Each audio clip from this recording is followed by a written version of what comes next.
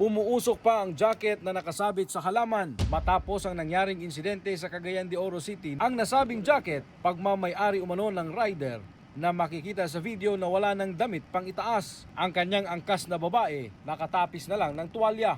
Ayon sa pulisya, sa kwento ng dalawang biktima, may nag-overtake daw sa kanilang riding in tandem at sinabuyan sila ng kemikal. Nalapnos ang parte ng kanilang mukha at katawan. Tinulungan sila ng mga residente at binuhusan sila ng tubig. Ayon sa Cagayan de Oro City Police Office, wala daw nagpa-blatter o tumawag sa kanilang opisina kaugnay ng pangyayari na namonitor lang nila ito sa social media. So kay wala pa man kini na report sa police station o wala pud kini nagpa-blatter pa. So sa pagkakaroon nag-schedule kani nga bisita sa atong opisina. Sinusuyod na umano ng PNP ang mga CCTV footage malapit sa lugar upang makilala ang mga sospek. Sinusubukan pa naming kunan ng pahayag ang mga biktima.